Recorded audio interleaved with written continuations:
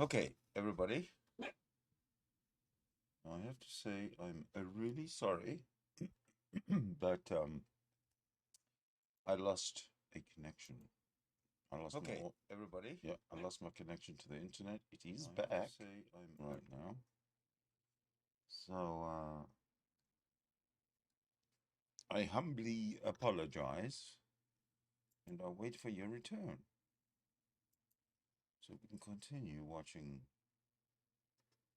Mr. Batman embarrass himself. We can continue.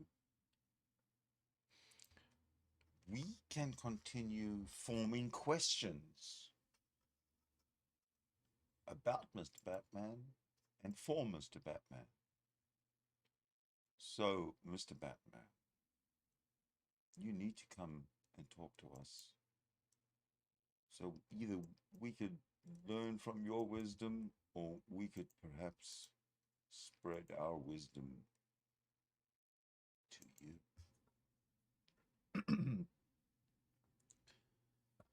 I'm sorry, I'm all choked up about the loss of connection, for which I had to establish part two. It shouldn't be too much of a problem because I kind of stopped it in its tracks when I noticed that our network connection was so.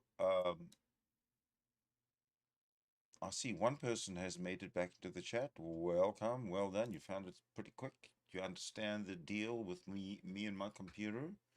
It will be this way until the problem is solved. In other words, a stream might very well turn into a part one, a part two, and a part three, even though it's only planned for a part one. Ah, that is very possible.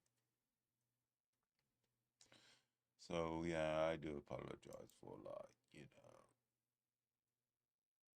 butting into this. This is exactly where I think sort of where we left off within several seconds. And I think we're at the point of slow introductions. Okay, we're 26 minutes into. Thanks, thanks, Otto. We're 26 minutes into this, and they're still at the introductions phase. Well, Otto's here, so I think that's an audience I'm willing to press play for. It says, in the beginning, whenever that beginning was, God created the heavens and the earth. Now, on that note, it does give us some very, very specific parameters after that, such as it does make it very clear that God created in 6 literal 24-hour periods, we call them days, and he rested on the 7th literal 24-hour period, again, we call those days, and that's where we get the makeup of our week. So I'll leave it from there, and does anybody else have anything that they want to add or ask any questions on?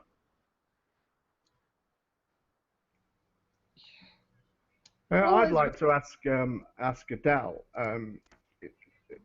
Isn't it true to say that the Catholic Church accepts evolution? I'm sorry, you broke up there. Could you repeat that, please? Isn't it true to say that the Catholic Church accepts evolution?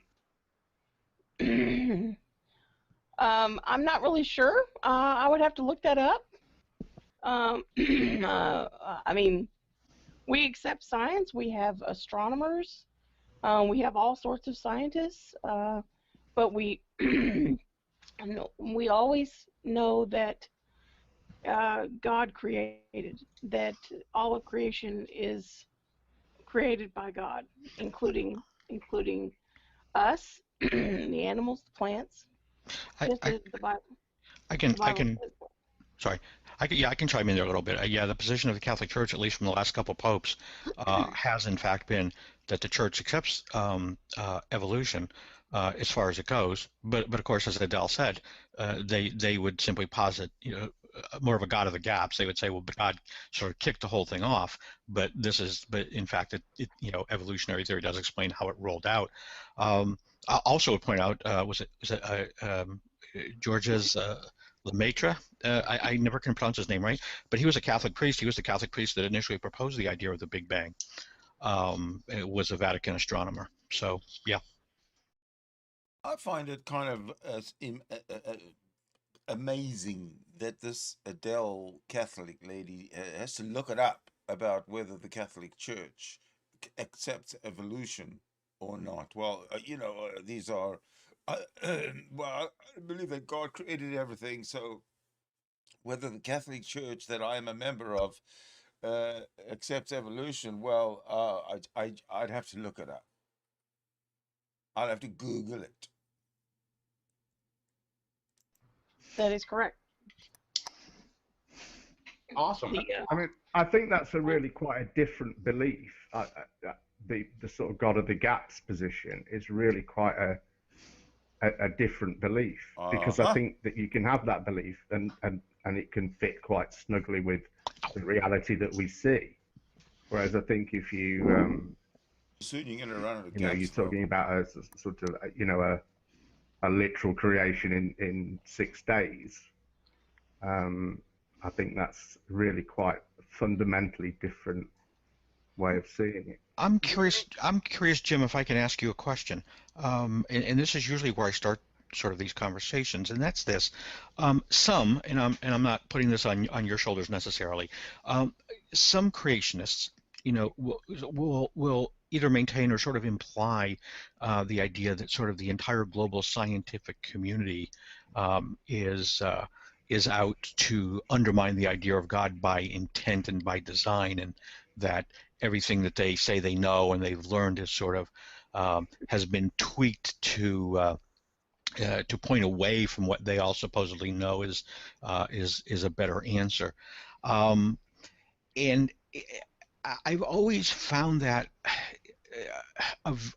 sort of an exceptionally difficult idea to deal with, simply because certainly the global scientific community represents virtually every religion on earth, including Christianity. It's certainly not made up of only atheists, and yet they all, for the vast majority, all seem to be in relative agreement, at least on the big picture issues.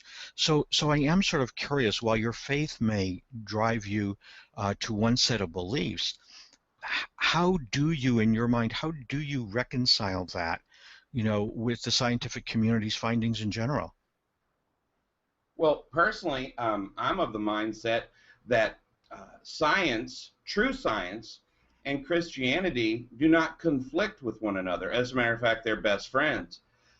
When it comes to evolution, I know earlier you said that creationism and believing in creation is an act of faith.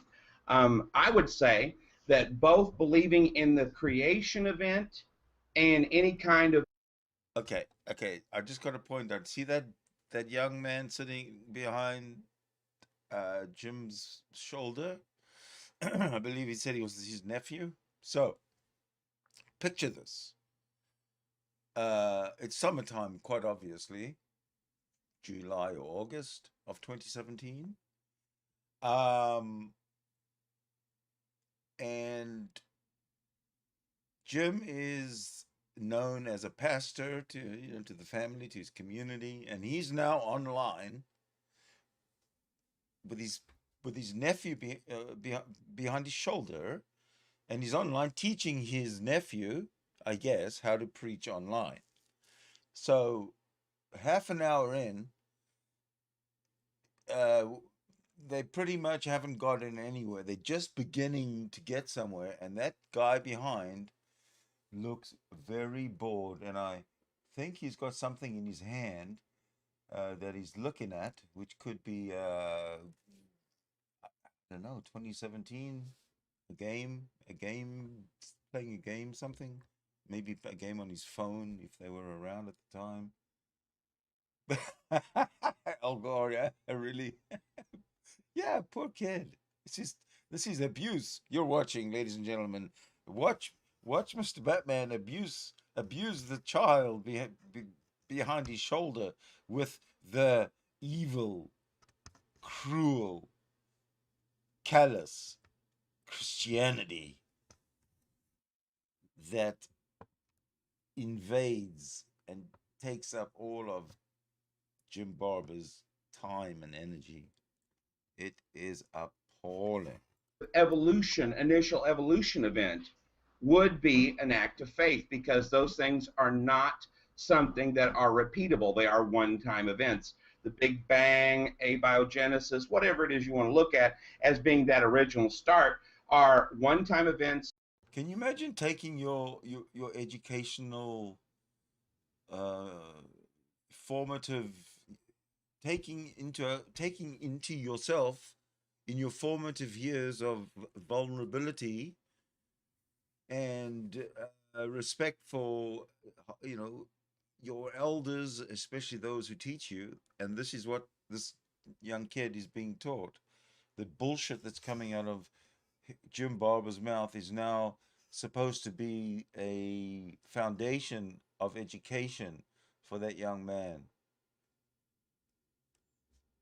Non-repeatable, not viewable. So that being said, those are based on faith. But when it comes down to the evidence for creation versus the evidence or the lack thereof for evolution, here's where I think that we part company, in that did you hear what he said?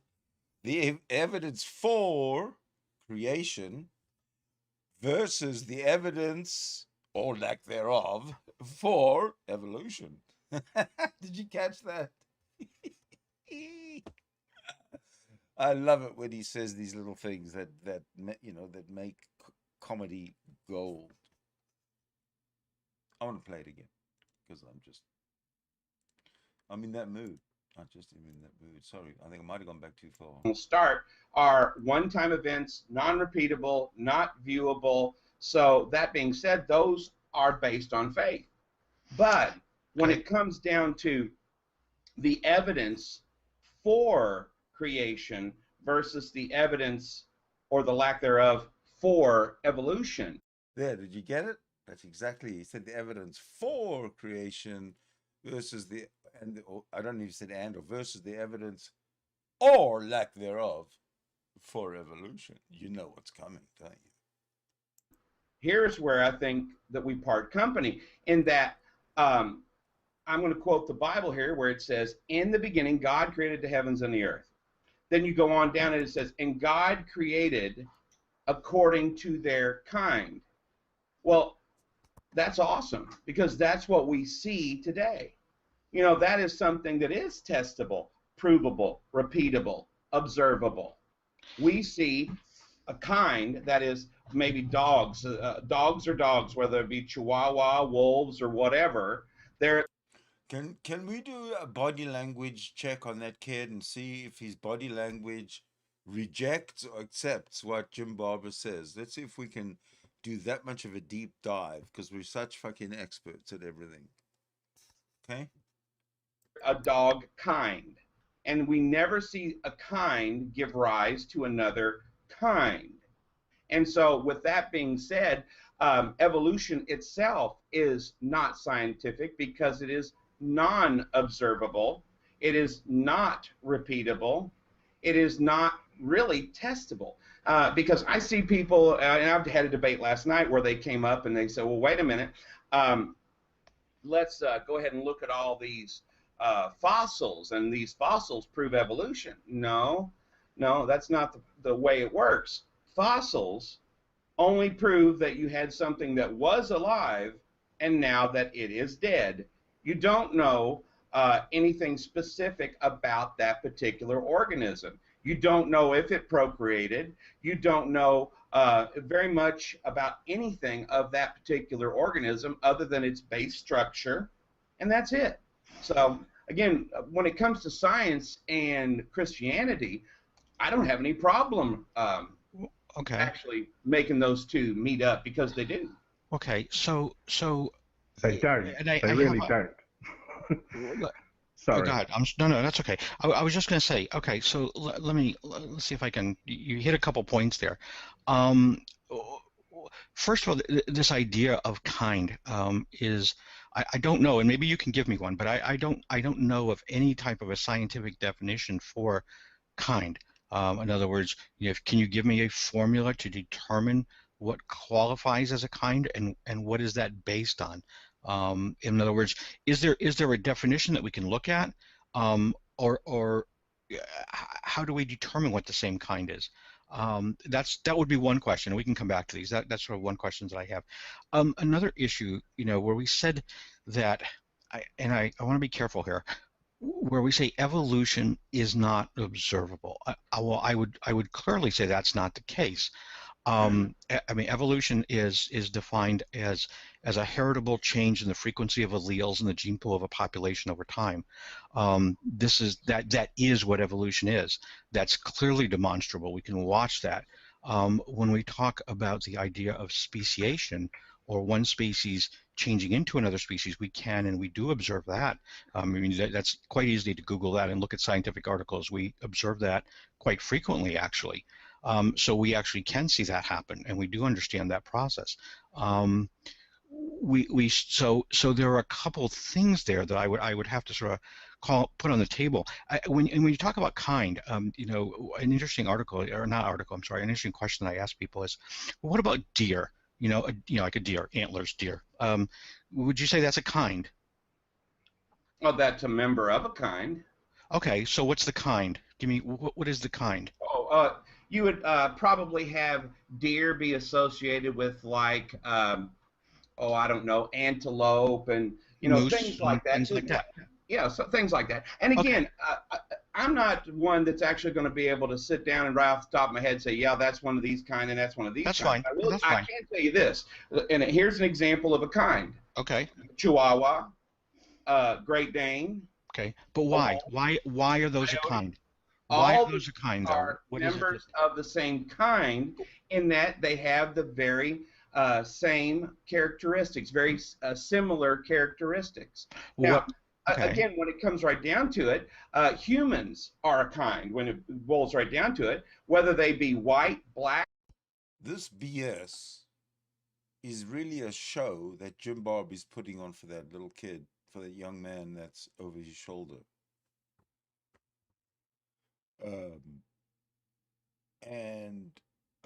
I have to say that it's inherently, it's directly abusive to this man's intelligence and to his vulnerability, and he is. I hope he's a questioning young man. I hope he goes home and thinks about what Uncle Jim said, and I hope he questions, well, all of it, and I hope that he just becomes someone who just cannot wrap his head around the Christianity that his community and his uncle and everybody around him seems to preach. That's what I wish. Yellow, it doesn't matter. We are all members of a kind. Now, again, when I say kind, yeah, from that standpoint, a lot of people want to come up, especially evolutionists, and say, oh, okay, well, wait a minute, then gorillas and monkeys are all part of the same kind. No, we are a unique kind in that we have the ability to communicate verbally. We are made in the image of God. So these things are unique to us as human beings. Okay, so when you say dogs, dog chihuahuas, that was fine. So when we talk about dogs, so what we're basically saying is you're saying they got 4 legs, they've got fur, they've got a tail, they've got 2 ears, they've got 2 eyes, they got a nose, they walk on all 4s, I can't think of anything else off the top of my head, right? Mm-hmm. I mean, more or less, right? Okay. Yep. So, and my problem here with that is I just described cats. And so my issue here is. But again, when you look at a cat, cats right. are very similar in their characteristics. But that's a problem, cat though. that is actually a Persian cat, right. or a calico cat, or a tiger, or even a cougar. These things are very similar in their characteristics. How so? Well, I How are mean, they? all you got to do is look at them. Well, no, Look but at their characteristics. but here's my problem. Here's my problem, because we're trying to have a scientific conversation about creationism versus evolution, which is a scientific theory, and I'm trying to get some science from the creationist side. So if we're going to say that these are the same kind, we have to define them. It can't just be, well, gee, we look at them, they kind of look familiar. Well, you know, is that it? I mean, that's not really a scientific. I wouldn't know how to put them, because you know what? I might find another person, all right, who looks at some breed of dog or some breed of cat. As a matter of fact, there is one. I can't even think what it's called. You know, and they might say, gee, that looks. You know, at first blush, they might say that looks like a dog, or it looks like a cat, but in fact, it's not. It just looks like it's in that family. Here's a great example. Remember the Indiana Jones movie? The Tomb Raider, not Tomb Raiders, that was Lara Croft. Indiana Jones and the Temple of Doom, I think it was, or the first Indiana I believe I do remember that one, yes. Okay, all right. Remember where he fell in the pit and he goes, I hate snakes, and he's laying there with all these snakes crawling around him and stuff, right, to the statue, right? They're snakes. The problem is that those aren't snakes. Those were salamanders. And they looked exactly like snakes, but they're not snakes. So if I were to do this based on appearances, I would have put them in kind with the snakes. Probably. But they're not. So again, on what definition can we use? You might call that a salamander, but if it has all the characteristics of a snake, you're telling me salamander. Right down to it, if you're going to call it a salamander, and if it has the exact same characteristics as a snake, well, then it's a snake. So you're telling me salamanders are snakes now? It may not actually be classified as a snake. It may be scientifically classified as a salamander, but if it has no legs and it has scales like a snake does and it crawls around on its belly like a snake does, that's going to be a bit. See that the kid, he's back to his phone, or he's back to his screen. He knows that Jim is BSing, because listen to what he's saying. We know a salamander and a snake are totally different, and he's saying, well, you know, they both have the same, they look the same. So he's tripping over his very slit to his very slithery self. He's twisting. He's what am I trying to say? White man have forked tongue, is what I'm trying to say. And that kid is not interested in what his uncle has to say. Keep an eye on his body, on the kid's body language. I want to see how effective Jim is behind the scenes. Biblical kind of a snake. Okay, well that's fine, but I think the only point I'm trying to make, and I'm not trying to be obnoxious. Oh, I'm not either. The only point I'm trying to make here is that's not a scientific. I've got a little bit of lag here going. Yeah, I'm sorry. All I was saying was that's fine. I guess what I'm trying to point out though is that we're talking on two different platforms. That's not a scientific definition. And so that is you're trying to challenge what science is saying, but then you're not playing by the same rules that science is playing by, which fundamentally is not, you know, how we go about doing things like that. You know, if we want to say that science is wrong or evolution is wrong, I'm fine. I'm all for if somebody can establish that as a reasonable argument, I'm okay with that. But I think we have to be able to play by the same rules, and that basically means we have to be able to define terms, because we have to be able to say, in order to say something happens or doesn't happen or is right or is wrong, we have to have sort of this, we have to share a common understanding about the things that we're talking about. Absolutely. Absolutely. Now, when it comes to this area, I'll be the first one to tell you, I don't know specifically what animal would be classified in what kind. To be completely honest, that is one of the areas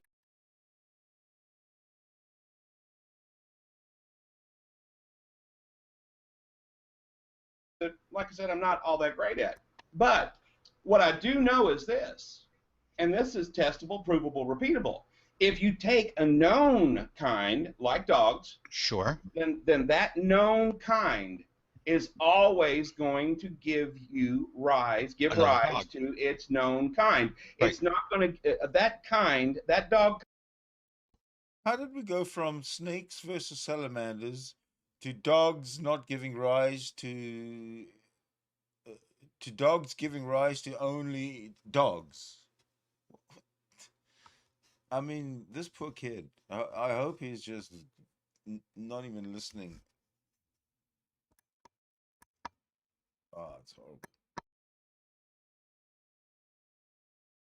Horrible.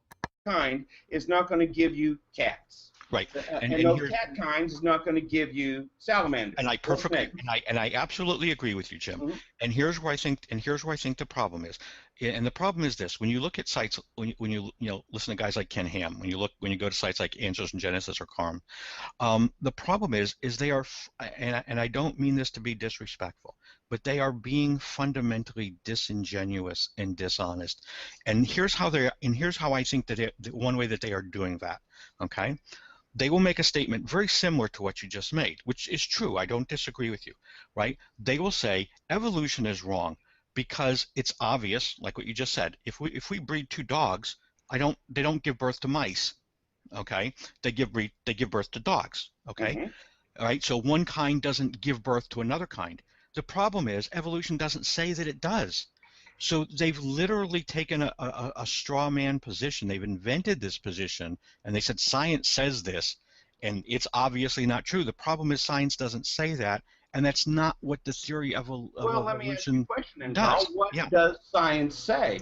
How does one organism go from being a single-celled organism to a fish, and then from a fish to some other kind of animal, then all of a sudden, a billion years later, you've got a man. Let's say that happens in the evolutionary standpoint. Could I ask Jim just a quick question? Oh yeah, I'm sorry. Go ahead. I'll answer that in a second. Go ahead. One of the important things that we're going to need to agree on, if we agree on it, if we're going to talk about macroevolutions, one species, if you will, changing to another, we will have to make sure that we accept inference as a valid scientific approach, because we can't expect to observe something that is, according to the theory of evolution, would be a very gradual long-term process. Just like, for example, the formation of diamonds.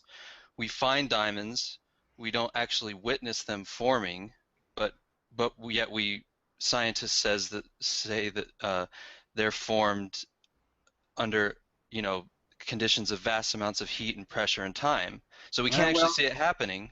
And here's where I'm going to disagree with you just a little bit. Heat and pressure, yes, I can agree with. Massive amounts of time, not so much. So again, there's going to be issues that we're going to have with these particular definitions, these particular areas of where we're going to want to say, hey, this is this. Let me put something else to you here real quick. When it comes to micro and macro evolution, those terms they're neither here nor there. It's either evolution or it's not. Okay. Now, evolution, for it to work, there must be an increase of information. You've got to go from a state of disorder or a state of no information to a state of order or more information. That's not true. That's not true. I'll stop you there. That's not true. It simply isn't. There is not necessarily. Let's pretend that tomorrow some different species of human starts to evolve or grow. Okay, they in fact may be less complex than us. There's no all it means. All evolution is saying is that you're the best suited to the environment that you're fitted in. Doesn't at all mean that you're necessarily more. But again, you've got a problem. If it's best suited to that environment, right? Where did the information come from to make that organism best suited to that environment? It didn't necessarily. If the environment, let's do an experiment. Let's say that give me 1 second here. Let's suppose that tomorrow I don't know. Let's say the sun starts to shoot off some different type of cosmic radiation that maybe the ozone layer starts to get thin, and some new type of radiation starts to pass through to Earth, right down to where we all live. Okay, and let's suppose that people with blue eyes, all right, cannot tolerate. No, let's make them the opposite. Let's say people with blue eyes can filter out that radiation. Doesn't affect them. Why would blue eyes filter out any radiation? I don't know. I'm sort of just trying to come up with a fictitious example here at the moment. I don't know why it would. I'm just trying to make a point by coming up with a sort of fictitious example. Okay. But my point being that, so let's say people with blue eyes are not sensitive to this radiation for some reason. And so, and let's say without that kind of filtering, let's say that radiation causes damage and, who knows, gets into your brain or kills you ultimately.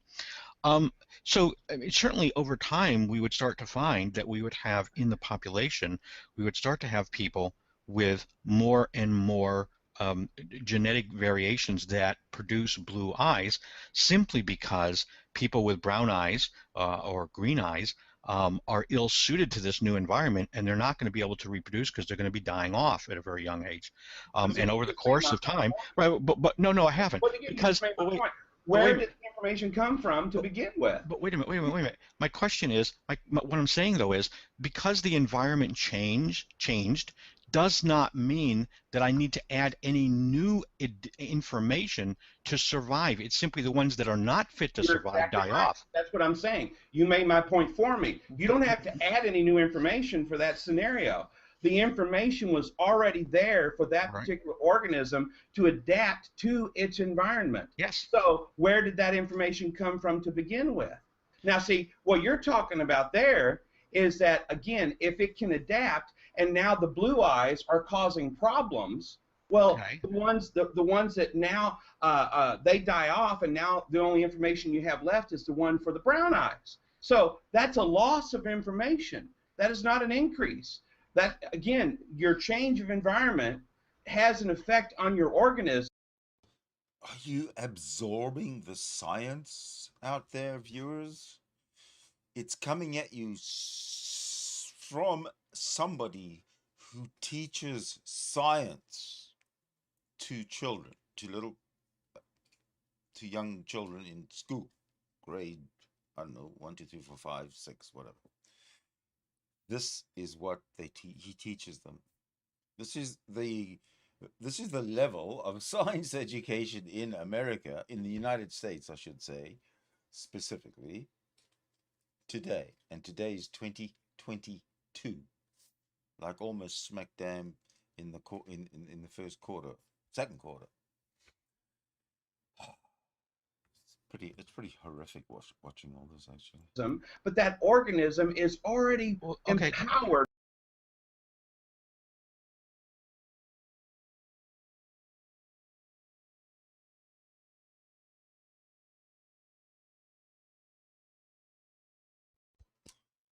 Okay, maybe an unknown problem about to arise, because I don't know what it's moving. The video is playing, but there is no. I don't think there's no, it's frozen, and there's no audio. So just remember 48 minutes if everything goes to hell. I'm going to try. I have an idea that there might be something going to shut down.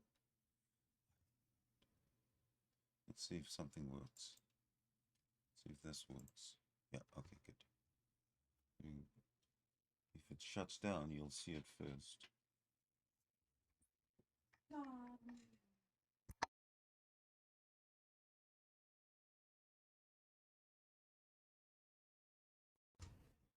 Alright, it's still playing, and I'm still seem to be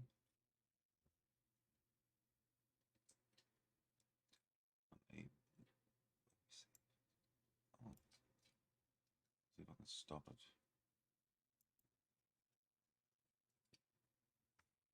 Well, it's doing everything that I wanted to, other than actually performing. I'll tell you what. This is all that shit. Like, so 48 minutes, all right. Let's see if I can go. If you choose to say that to some different, that's a loss of information. That is not an increase. That, again, your change of environment has an effect on your organism, but that organism is already empowered. Oh, it looks like the issues with the video itself. Shit. I didn't realize that. I just pulled this one out of the archive. Oh dear. I finished. Oh, something real quick. Hold on. Hang on just a second. Okay. What you're still not looking at is, where did the information come from? Again, you don't. That's not the theory of evolution. Is a change. Jim Barber, all his preaching life, at least all his online life, has always used the "where did the information come from" question. This is bullshit. Where did the information come from? We tell him, science tells him where the information comes from. The information, we can trace back where the information comes back, theoretically, from before there even was a cell, a single cell. So the information comes from the four parts that make up a cell, like the lipid, or not a cell, that make up a, yeah, I guess a cell. No, it's not a cell. Make up an enzyme or a proton or a protein. I'm sorry, not a proton, a protein or something. I'm not a biologist.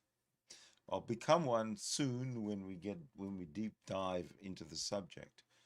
But right now, that poor kid has got up and left his chair. Information, a small mutation that caused a lot of harm and maybe some good. Okay, that's great. But guess what? Again, that is so rare. Okay, but even wait a minute. Even if I give that one to you, you'd have to have that type of change over and over and over again every day. Now, what do we see in information?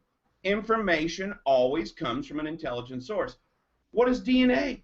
DNA is information. DNA is chemicals. I don't want to get off on. Exactly. Carlton said it right there. DNA's chemicals. And this guy, Jim Barber, at the time was probably 50 plus years old. He cannot get a grasp of how DNA and information are just a naturally caused phenomenon. It's not that difficult, Jim. It's just not that difficult. But anyway, Jim, come and talk about it. Come to my Discord. Let's talk about it. I don't want to. Wait a minute. I don't want to run over this so fast that we're onto something else before I finish with that. Actually, we're not on something else. We're actually on the same topic. Well, but I was talking about the information that's in the genome, the information that's in the kind, and we kind of went from kind and the information that's in the kind to mutation and the information that's in a mutation, and how that's generally not beneficial. Actually, it's very rare that it's ever beneficial. Mutation is the high majority of the time detrimental to the organism. So we're still basically on the same subject of the information. That's not true either. That's just hang wrong. on. Okay, hang on. Let me just get the sentence out, and then we can keep going. But the point being is, and I don't remember who it was that pointed this out. It might have been you, DB Link. I don't know. But the reason I was looking for that in the first place, okay, was because we were trying to show that being fit simply means it doesn't necessarily mean being improved sort of as a quality overall. It simply means being able to reproduce, being more likely to produce more offspring. So the idea here was that a mutation like sickle cell anemia, while that is in and of itself detrimental, right? People will die from sickle cell anemia.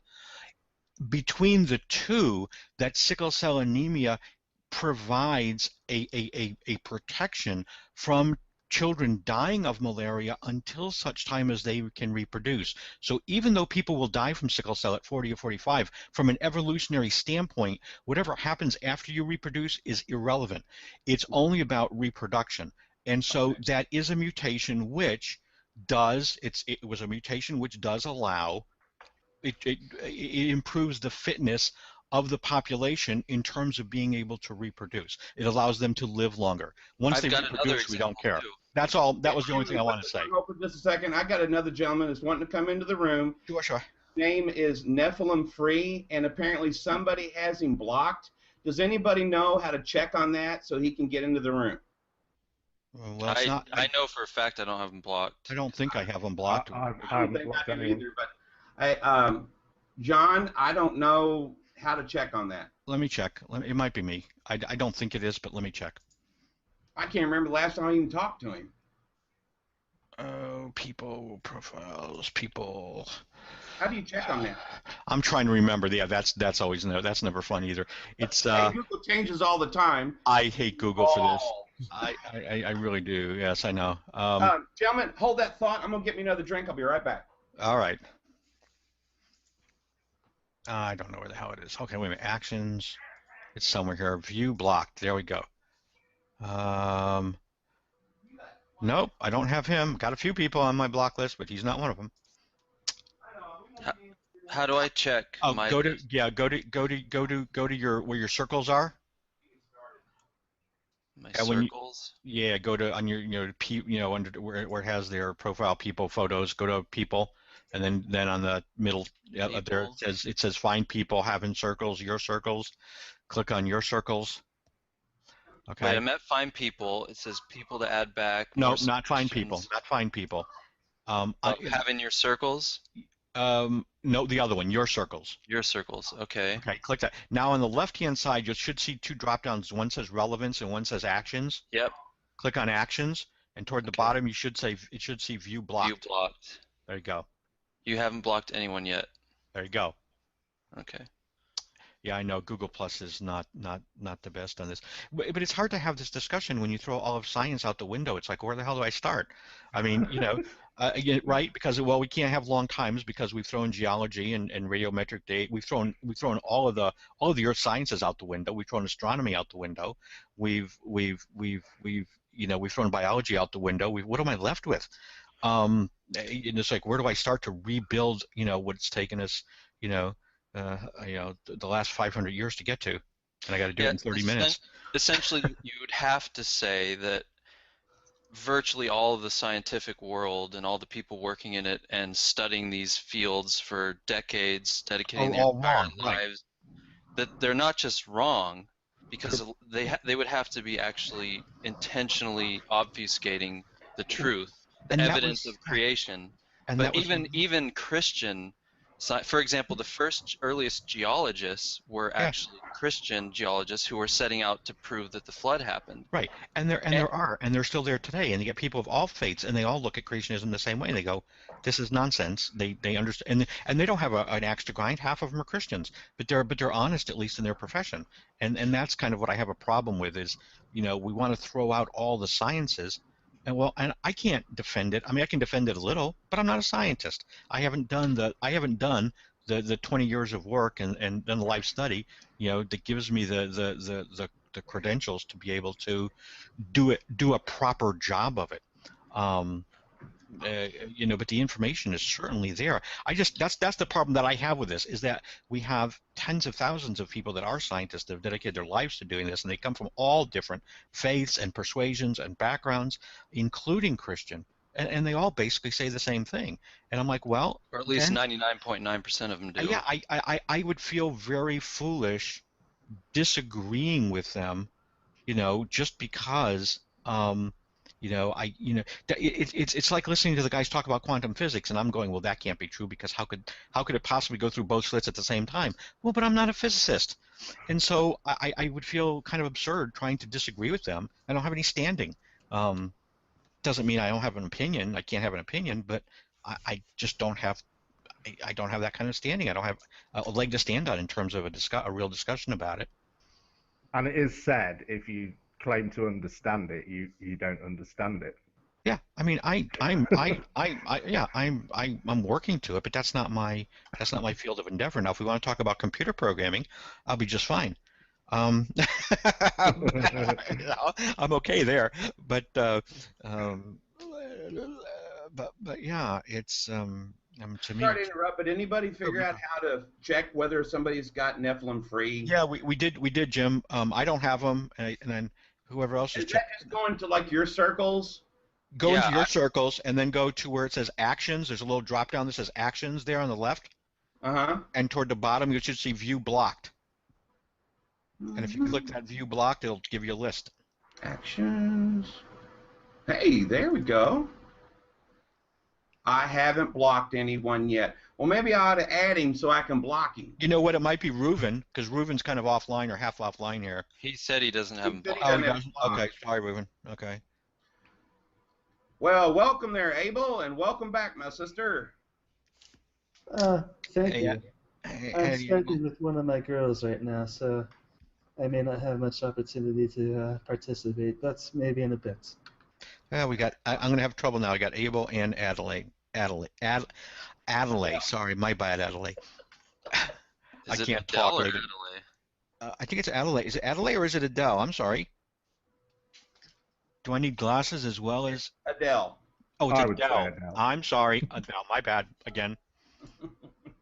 Somebody's beeping at me here. Okay. So I'm going to go ahead and add Neph here to my. I've seen 3 Nephilim frees on here. You know, I always thought one was one too many, but. Well, and they all have the same picture. Oh, really? Need 3 of them. I'm not worried about right now, so I may not have much opportunity to participate. That's maybe in a bit. Dylan, you got a hot mic, man. I'm having trouble now. I got Abel and Adelaide. Sorry, my bad, Adelaide. Boy, talk about a delay. Is it Adelaide or is it Adele? I'm sorry. Dylan, you got a hot mic. He's on such a delay that he hasn't even heard us telling him he has a hot mic yet. That's a delay. Who booted Adelaide out of the room?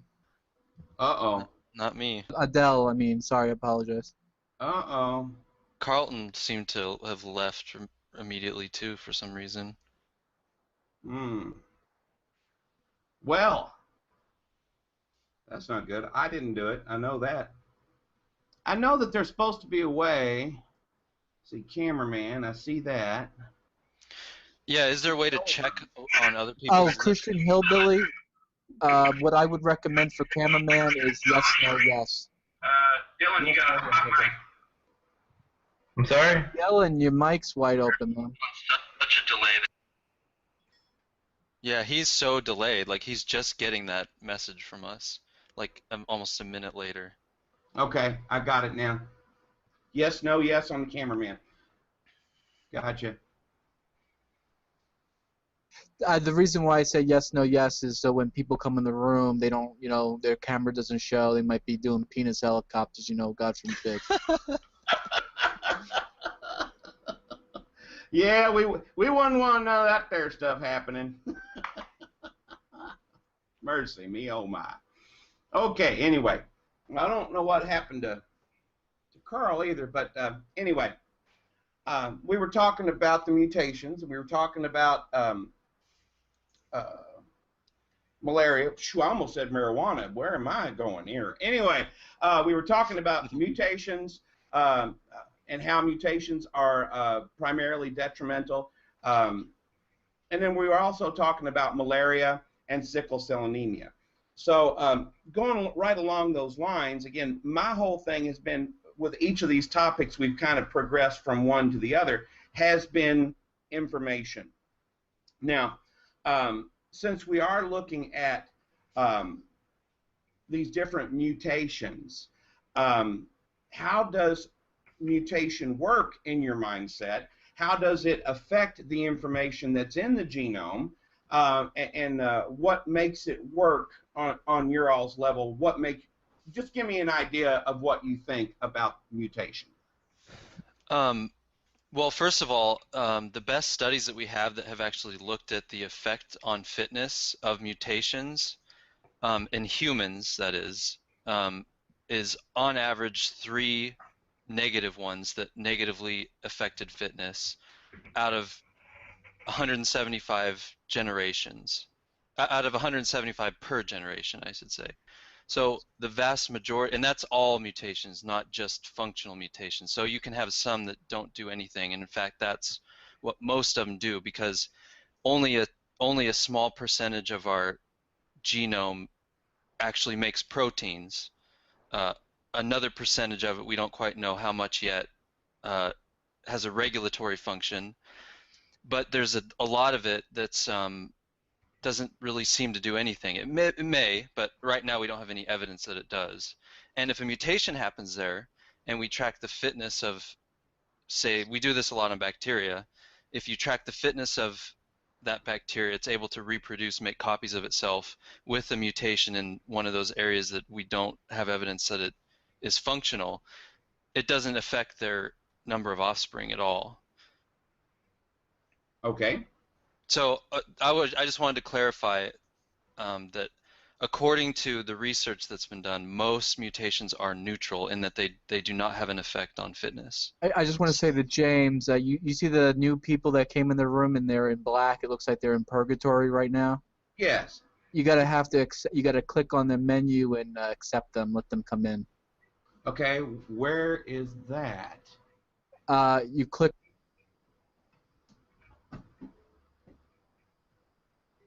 Uh-oh, what happened? What'd I do? I lost John now, too. Yeah, you click on their menu, their icon, the little drop-down menu. Uh-huh. And it should say, like, broadcast or something to that effect. The show and broadcast? Yes, show. Okay, there we go. All right, hey, I'm learning this stuff. Woohoo!